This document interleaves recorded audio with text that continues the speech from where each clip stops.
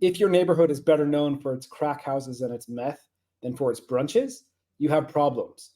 Not being vegan is not one of those problems. What are the most unforgivable sins in Netflix's You Are What You Eat, a twin experiment? Let's get into it. Before we do, my name's Samir and I'm a health coach. In February, I'm going to be opening up a cohort. I'm looking for 6 people who are interested in a 6-week-long course that's really going to achieve all of your health goals. You're going to come out of that 6 weeks feeling energized, transformed. It's going to be great. If you're interested, the link to book is below.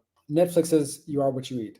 There are quite a few things that it gets wrong, and I've written a long blog post about it. In fact, that blog post is, the original draft of it was twice as long as the current version, so even the blog post is truncated. This video is going to be even more truncated because I'm just sticking to the things that I think are absolutely unforgivable.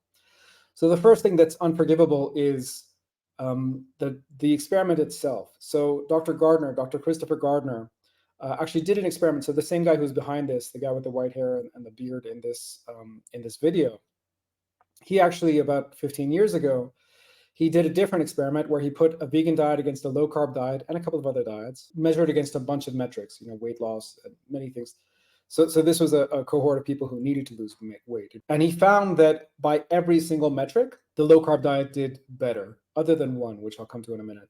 So the low-carb diet, this guy already knows that low-carb diets outperform vegan diets, and still he's testing vegan diets against a, quote, healthy omnivorous diet. And he's not even publishing all of the data on that study on, in terms of what those people ate. So that's one unforgivable sin. Like he's setting this, he's putting his finger on the scale. He's trying to design this in a way that it will actually make the vegan side look good. Actually, I think he failed in that, but that's what he tried to do. And the way that he did that was by focusing on the one metric that the vegan diet sort of outperformed the low carb diet in. And that is LDL cholesterol, so-called cholesterol. It's not cholesterol, it's low density lipoprotein. It is true that in that study, the 2007 study, the vegan cohort did see lower LDL levels than I think any other cohort. So he's picked the one metric that the vegan cohort did the best in. It didn't do the best in any other metric, but he's picked the one metric, and that's the one he's interested in for this study. So I think that's cheating. I don't think that's forgivable. The second thing that I think this really gets wrong is a comment made in passing by a doctor called Dean Sherzai. This is so awful, I just didn't know what to do with it. So he's comparing San Bernardino, which is consistently one of the poorest areas in California. And sometimes, I think in 2011 or 2012, it was one of the poorest areas in the entire United States. He's comparing life expectancy there with life expectancy in Loma Linda.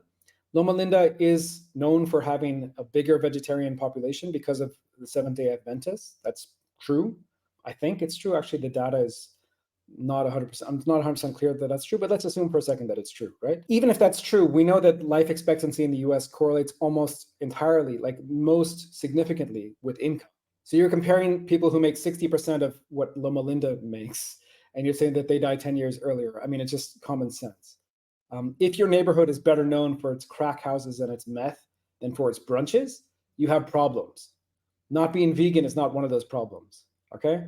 So, that's implying that it's just the prevalence of vegetarians that makes up that discrepancy is completely unforgivable. And I think it's prejudice. I think it's implying that all these stupid poor people need to do is just eat less meat and they'd be fine, when we know that's not the case. In fact, there's data that would indicate eating less meat would make them less healthy.